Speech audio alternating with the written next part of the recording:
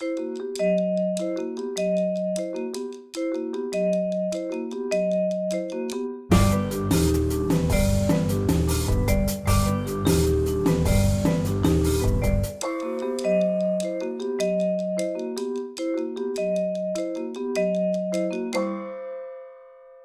evening. Welcome to New York University, Casa Italiana, Zerilli-Marimò. It's a great pleasure for me to welcome you all here tonight. I don't see anything because with these new lights, they're made so that I cannot see. But I know that there are many unfamiliar faces. You're welcome 2 times. This is not something that we normally do. We normally don't talk about cars. Maybe it's our fault. And thanks to Gianluca, we're going in the right direction. So if this is your first time here, it's a double welcome, and if you're interested in anything that has to do with Italy and Italian culture, even remotely, music, literature, history, sign up for our mailing list, and you will be receiving all our invitations. All our events are free and open to the public. Members just get privileges such as the possibility of reserving a seat. And that's it. You're here tonight to see Gianluca Migliarotti's new film, and normally we don't say much before the screening, but since Gianluca is here with us, we'll have a chance to talk with him. So there's going to be a Q&A at the end of the screening, so you will have a chance to ask him your questions. I just want to say that Gianluca has been here before on this stage and on this screen with a beautiful documentary that we presented several years ago called O Must. And it's a beautiful tribute to the tradition of Neapolitan tailors. And it's something that, yes, he deserves an applause.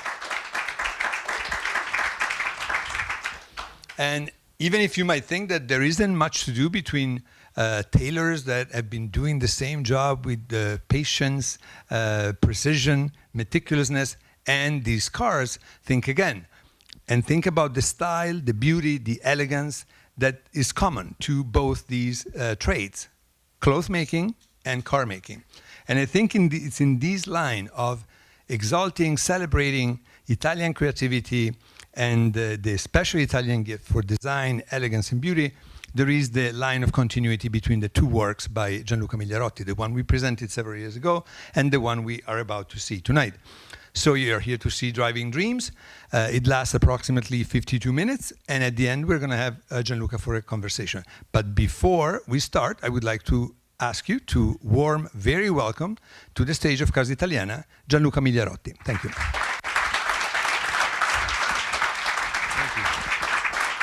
Thank you. Thank you for coming. I'm very impressed that it's a full house. I mean, Not surprising. well, you know, I mean, second time in 7 years or something like that, it's full house again. I mean, that's good. It's just good. I hope that the next one is not going to be in 7 years, though. No, make something earlier. So this little film that we showed you, it's just a trailer that we made with the leftovers of Driving Dreams, actually, because we went to this Coppa Intereuropa, that is a cup that actually racers that owns vintage cars, they actually do. And I was impressed by this environment, so I wanted to do like a little thing that probably would become a documentary. Actually, I know that there is one of the friends here that is one of these guys that race vintage. It's there, Bradley, yeah, right? Yeah, he races. What do you have? You have an Alfa, right? Yeah, a vintage Alfa. I mean, there are this bunch of crazy guys that they like a lot the vintage cars, the vintage Italian cars especially, and they race them. I mean, this is impressive, you know. They just don't collect them, you know. My brother fixes them. Yeah, you see. And your friends race Here we go. them, so Here we go. All right. We should All right. match them. All right. Eventually, I might buy So one that might be if the I'm idea lucky. for your future film.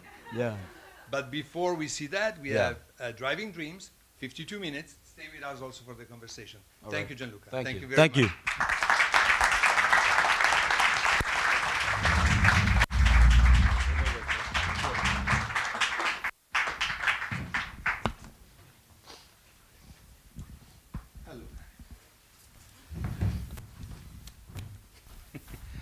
Well, first of all, congratulations. Thank you. Loved it, and I know nothing about cars. In the family, it was all, my brother was cars, and I was everything else but cars. So it was out of my field of interest and anything. But this is a fascinating story. These are fascinating stories that you tell. And in some way, they are, I think, exemplary of a certain feature of the Italian national character, what we were discussing before. And if you allow me, I'm going to tell you a very short story that Mario Cuomo used to tell. That when they were building St. Patrick's Cathedral here on Fifth Avenue, there was a group of lady benefactors that were going around the construction site. And they were brought to see the different phases. So they would ask the people that were working what they were doing. So there was a group of immigrants from Poland, and they say, what are you doing? We are mixing concrete. And they move on, what are you doing? We are laying bricks. And then another group, and they were doing something else. And then they arrived to the group of the Italian workers, say, what are you doing? And they turn around, look at the ladies, quite annoyed, and say, can't you see? We are building a cathedral. And it's a great story. And when Governor Cuomo came here once, I asked him whether that's a story. He said, I don't think I've ever said it, but it's so great that I take the credit. And the idea, these episodes came to my mind because there is an element of modesty, of humility in many of these men. And at the same time, there is the awareness that they're doing something that is really, really special.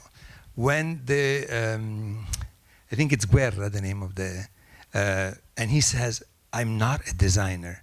Mr. Gandini, and he uses the formal, is a designer. I'm a metal worker. I'm a blacksmith. And he says that with such pride. And at the same time, a few frames forward, he said, but I could see that what I did was very good. So there is this combination of humility and awareness of his own ability, capacity, intuition, call it as you wish. So this is just my first thing. How did you find these people? Where did you go find them? How did you start the research? Well, because as you said, as you have them seen in the documentary,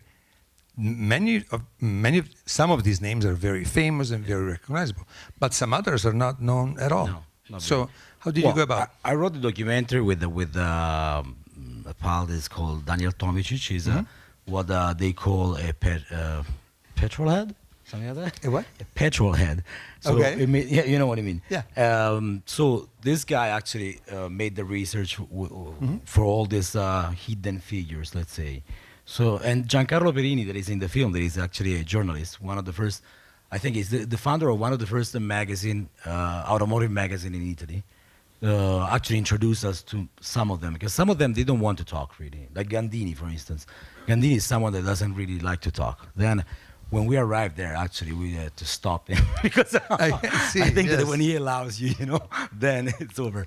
But yeah, I mean, Guerra is a very hidden figure. I mean, you have to be in the field to know who is this guy. This guy actually is the guy that made with his hands the very first GTO and the Testarossa, not the one from the 80s. I mean, the real one.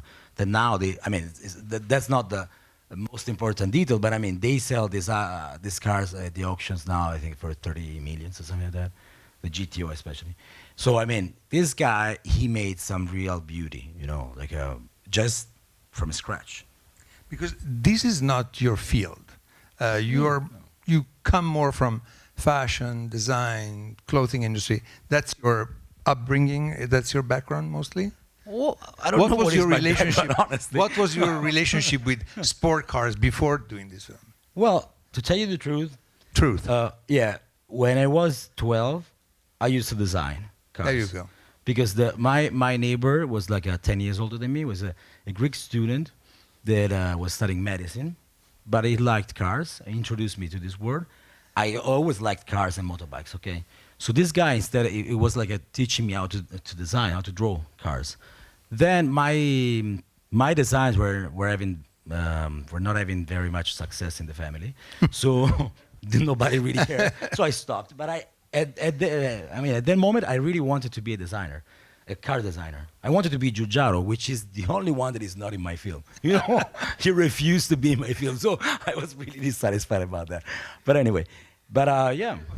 Becoming a designer or being a designer, what comes up is that many of these people had no formal training of any kind. Mr. Guerra says that he only has an elementary school license. And even the ones that have titles never studied specifically for that. So one could be an engineer or an architect, but never study the specifics of car making. So first of all, as a university professor, that puts me in a very complicated situation. What the hell are we doing here? In universities and institutes of higher learning in general, if the real geniuses seem to come out from non-formal education. What was that like when you encounter them? They have no problem admitting that they had no, and there were no schools that prepared for that at that time. I think that this is one of the most interesting things, because I did another documentary on a designer that actually was making the metals for all the big designers in Italy, for Gio Ponti, for instance. And actually, he was a self-made, what do you call this, self-made man, whatever. Like, he didn't go to school at all. So he was just going to the workshop. Yeah, self-taught, exactly. And at 27, Gio Ponti discovered this guy that he was just making his stuff. And he brought him to Paris to do the show and the exhibition. And then eventually he became one of the biggest, and he became the art director of Christophe, all these guys. So I'm very fascinated by these stories, which are stories that nowadays are not really very popular, you know. Like back in the days, it was possible. It was about practicing. It was about a vision. You know, these people, they have a vision, of course. And it's all about that. I mean, it's not a technical question. The most of them, not all, they don't drive. So, I mean, Brovarone doesn't drive. Yeah. You gotta love that, Yeah. you know. The guy who says, I've never driven a Ferrari in my life. I designed them, I make them, but, and he seems to have no interest in driving them. Giancarlo Guerra told the story that he, just once he went in a Ferrari, and actually he was like so scared that he couldn't see anything. He said, no, please stop. So, you know, I mean, he was making, I don't know, probably 100 of those, you know, but just once, and that's it, you know. Didn't care about that. So they were following beauty, I think. Of course. You know, it's an aesthetical thing. Yeah. Before we continue in our conversation, I just want to remind you that this event is part of a series of events that are going on throughout the city to celebrate Italian Design Day, that is actually on Thursday, March 1st. If you're interested, at the Italian Cultural Institute uptown on 68th Street and Park Avenue, they're going to have a panel discussion with Paolo Antonelli, who is the design curator for the Museum of Modern Art here in New York, and Mario Cucinella, who is the curator of the Venice Architecture Biennale that is going to open in May. So if you're interested in Italian design, that's a great, another great event for you to follow. So Italian Design Day, March 1st.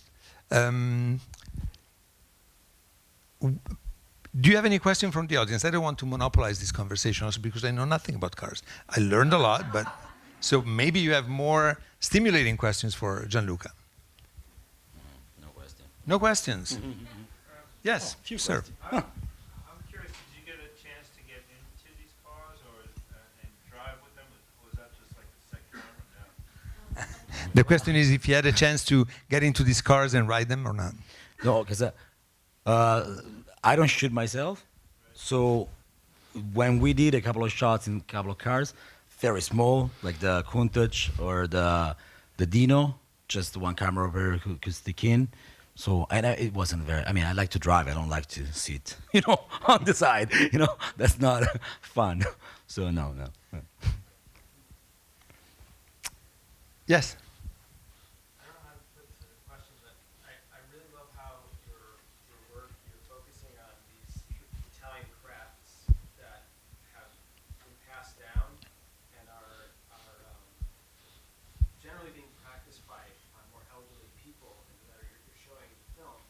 And I wonder if you could just talk about this sort of generational rift, as it were, like these things being passed down, but then there's this idea of like an epic that's over or that's past, and how do you retrieve that or keep it alive?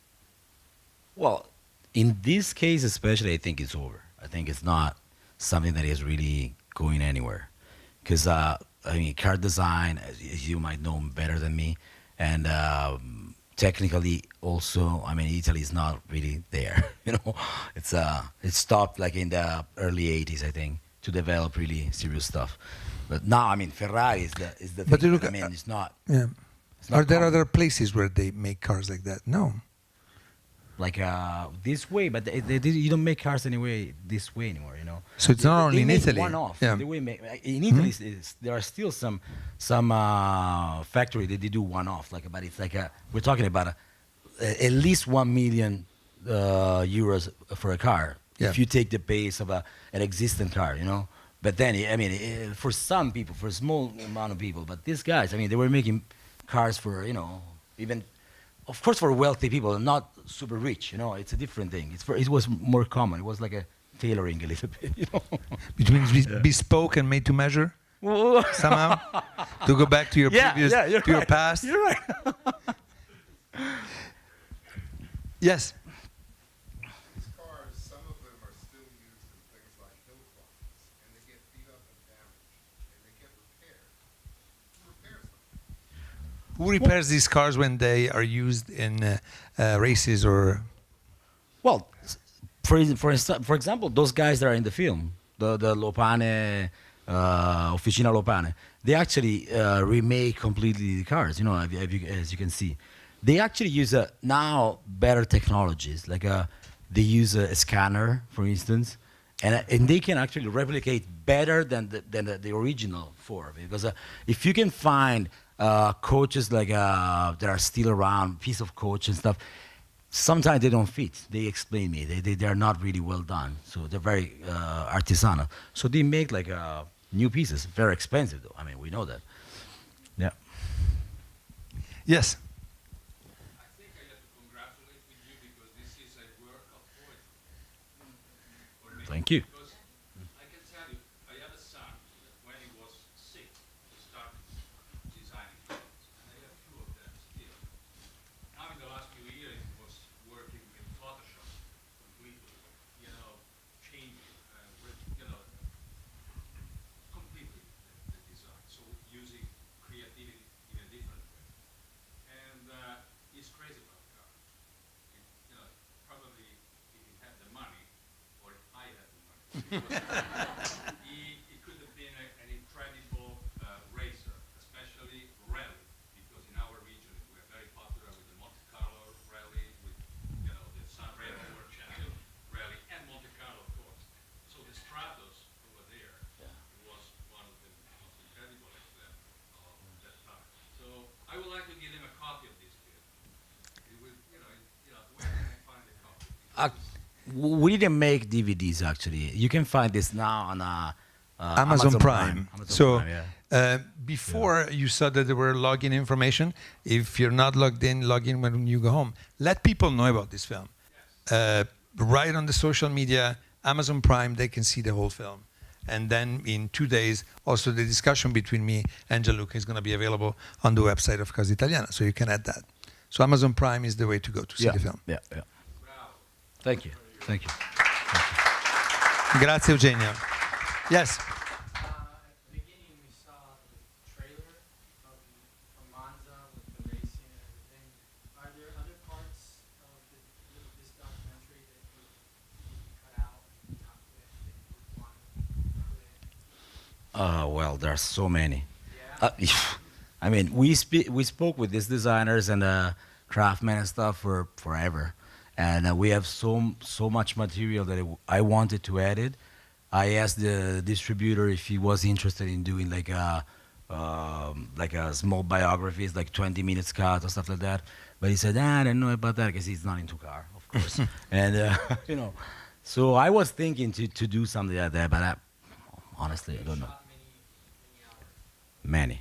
Many. And when you have, I mean, it's bad to say, but now, when you talk about filmmaking, everyone thinks that you are always with a lot of chicks around and stuff, And actually, I'm specialized in old guys, Yeah, old guys. It's true. That's I my can thing. attest to that. Yeah. The Neapolitan tailors were probably older than these guys.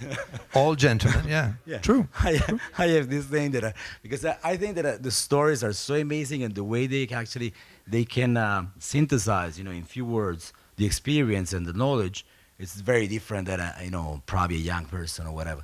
And so I run always after these guys before it's too late, Because because I mean, You have to appreciate that the Neapolitan says not before they die, but it's before it's too late. It's class. It's class. No, but I have a little story about this because one of my first documentary that I never actually finished, it was about boxing. And you say, why? I mean, I never finished it because for different reasons. But one was because I got in touch with Giovanni Agnelli. I mean, not him personally, but his secretary, which was very nice. Because I read a story that he wanted to organize an event, a boxing event in the 50s in Turin with Sugar Ray Leonard, I think. So this guy, they were invited, Sugar Ray Leonard and the manager, in Turin, and the guy was like upset because Giovanni Agnelli was late, but he didn't know who he was meeting. So he was like looking out the window, complaining with the manager, and then he said, "Oh, okay, who is this guy that is late? Like, you see those small cars? Yeah, that's what he does. I mean, he makes them, So I wanted to talk about this thing with Giovanni Agnelli, but actually he was old and he got sick, and he said, I don't do video interview anymore. And after 3 months, he passed away. So I was so shocked about this that every time that I have an idea that involves, I run. I don't wait for the production. Let's say, okay. By the way, I want to thank a person that is here that actually is one of the producers. Is my friend Andrew Seibert that is here on the front row. Please, can you stand? Yeah. Please. Yeah. All right. But anyway, I mean, also with his help and with his support, well, this film was possible, honestly. So, thank you, Andrew. Yes, sir. This is still raising a question. I was curious as to whether any of the designers or the comments ever gave input on the races of the day, like Ayrton Senna or the Formula One drivers who were popular on certain teams like Team Ferrari. Did they ever give input to any of the designers as far as what might be a good shape of a car, aerodynamically, or anything like that? Or was that something the designers not even considered? For what I know, no. Actually, the big inputs were coming from the Playboys, like Giovanni Agnelli, for instance. Like there is one of the car that is just a So from the photograph. people who actually would buy these cars and Well, be they were their actually customers. ordering the cars. Ordering them, He said he went to Brovarone and he said, I want a Dino, but big, with 3 seats. Yeah. There is just, I think, 1 or 2 of these cars are still around. Actually, they have the central. What do you call it? 3 seats. You don't want to. Yeah. You don't want to ask more. Why? 3? Yeah, him in front and the 2 on the side. Incredible, And And that called was for Dino- Giovanni Dino- Agnelli? Giovanni Agnelli had only one-off. Yeah. Even there was another Ferrari green one that is a one-off for him. So he was just ordering like a one-off for him. I have to go to Monte Carlo. I need this car. Let me get a green Ferrari. Well, green, One of a kind. especially back in the days for a Ferrari, Yeah. it was like a, kind of crazy to have a green Ferrari, Especially strange. That car is as strange as a shape for a Ferrari. But anyway, that was Giovanni Agnelli. What can you say? Yes, sir. In the trailer, where Len focused on nose in the Italian racing culture, does Monza hold more weight than the Mola? And also, do you have any, second question is, do you have more insight on why Ferrari and kind of Farina target? And third question is, do you intend to make a sequel on the design of Italian boats, such as Actually, the third one I like the most. No, the other 2 I don't know. But If Gianluca wants to make a new film about designers of Italian boats. Yeah. No, yeah, You like the actually, idea? no, actually, it's like a couple of years that I'm trying to find the support to make something like that on the boat scene of Italy, because we had speedboats. We are the makers of the best speedboats of the 50s and 60s, okay, and the Americans too, with the Chris Craft and all this stuff. But since now the situation is very bad for industry.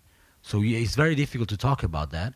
For instance, Riva at the moment is I think it's owned by a Chinese company, and they don't care really about talking about this. Their investment are on another side.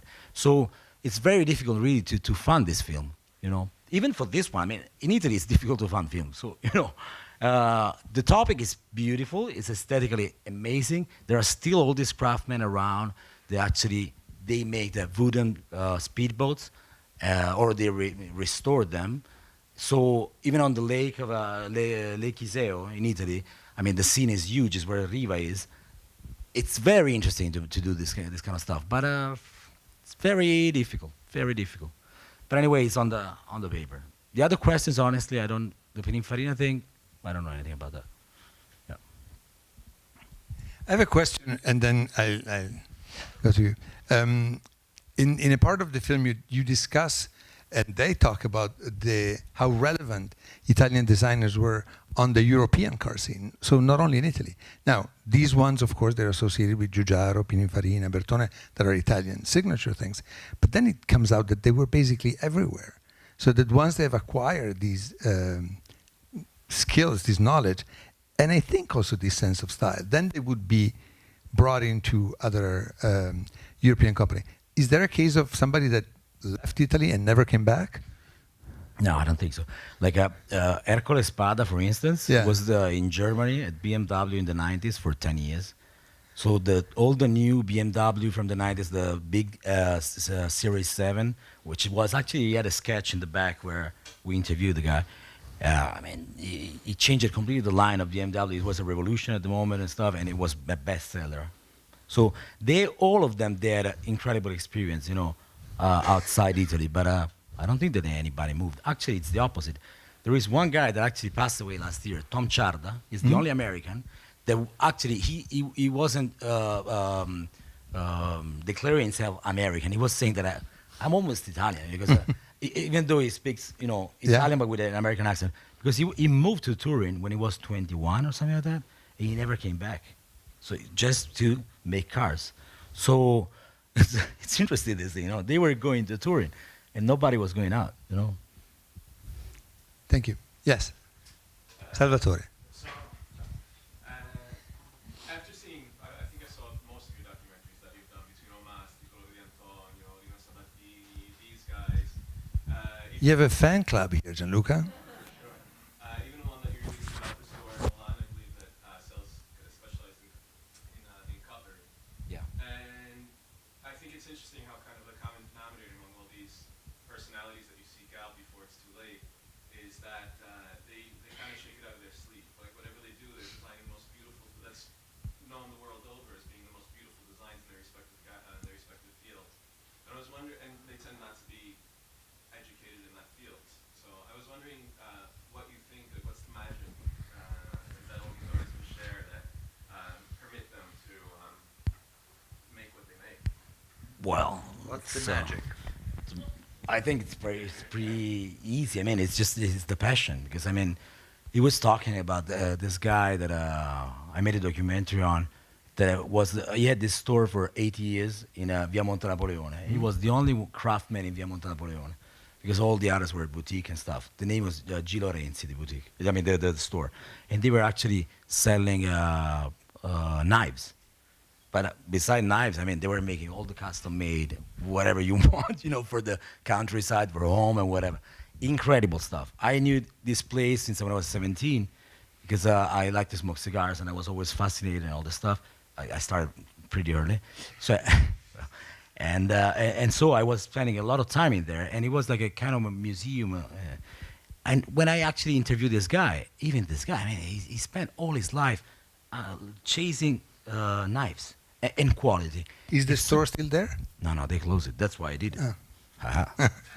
After the store Kind of closed, quest is but this. before it was too late, as we said. Right.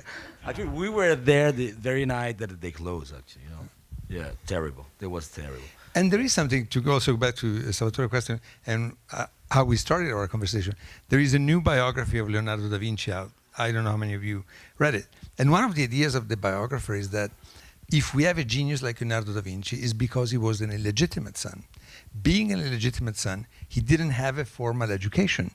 And basically, he studied everything he could with the passion for the things he wanted, excluding other things. And the final conclusion, and I kind of agree with him, is that had he been a legitimate son, we would have had one more good notary in Florence, but not a universal genius. I mean, these people, followed their drive, followed their passion, and probably what they keep saying in imagination, creativity, in a way that organized education cannot do it.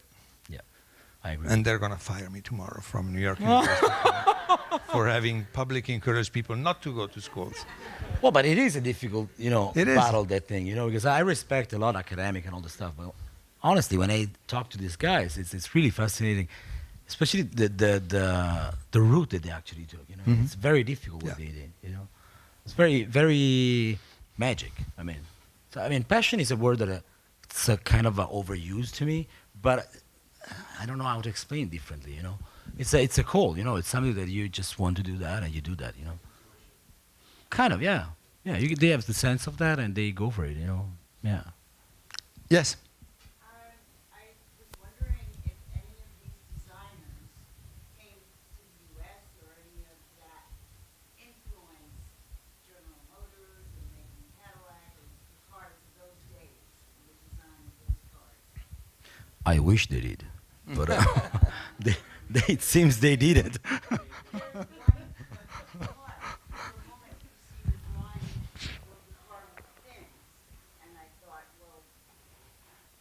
There is one car. Yeah.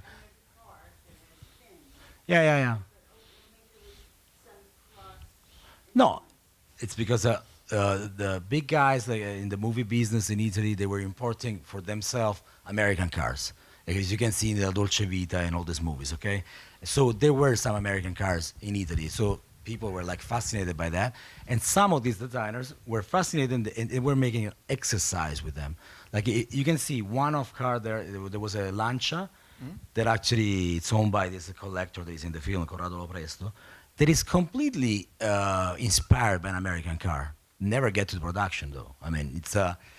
They're very different car, very different proportion, I don't think that the most of them, they never came to the States to do any cars. Maybe in the 80s, but not before. I remember Lee Iacocca, you remember the president? Yeah. He called Pininfarina to make this car in the 80s that I don't remember what was the name, but it wasn't even a big success, This trying to mix the thing, it doesn't work. The proportions are very different. Italian cars, European cars in general, they are smaller, more powerful. So. And what was the deal with Rolls-Royce? They invite an Italian designer to design a car, and they call it Camargue. Yeah. Come on. I don't know. Call it Portofino. Why Camargue? That would have been too much. Come on. Yeah. No, never. Never. Okay. We have time for one more question if we have one. Gianluca, yes, sure. Sorry to take up two questions. No problem. Gianluca, great film, by the way. Thanks. Just said that right off the bat. But why do you think this terrain here region generated so much, and not other areas of Italy? It seems like a lot of it was central there. In Turin? Yeah, Fiat is there.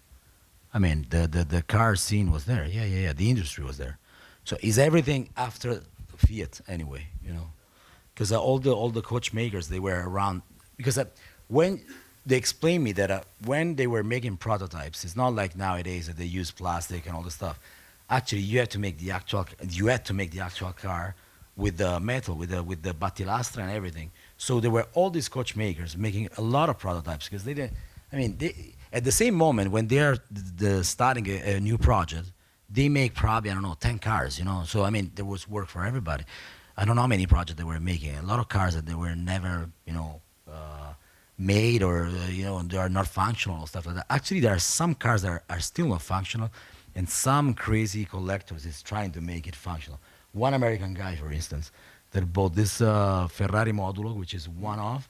There was just a mock-up, and he's trying to make it, alive, but it's impossible. It's like a Frankenstein Junior. So Turin, and wasn't there like another pole around Modena, because several sports car companies were based there, like Yeah, the Ferrari, sports car, Lamborghini, yeah. and so on. No, but the they are designers talking were, about, yeah. It's about sports car, yeah. Lamborghini, Ferrari, they are all from there. Even Zonda is from there. Yeah. Yeah, but it's different thing. I mean, racing cars is the one thing. I mean, what was happening is that a Ferrari was making the actual frame and the engine, and then was sending to the guys, the coachmakers, and he was just telling them, I need a 2+2 GT, and he was talking about lifestyle.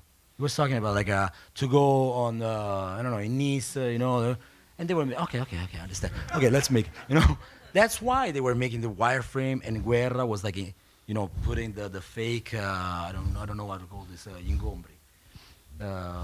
Anyway, like the Encumbrances, I don't know. But anyway, the measures of the things inside. What is it? Yeah. Okay. Thank you. it seems that Enzo Ferrari was coming in the quietness, complete quietness. He was sitting in this car, empty, completely transparent, and he was mad. He was like throwing stuff away, like I don't like this, That was the way to project the car, incredible. One last question for me. What is your next project? What are you working on, if you can say?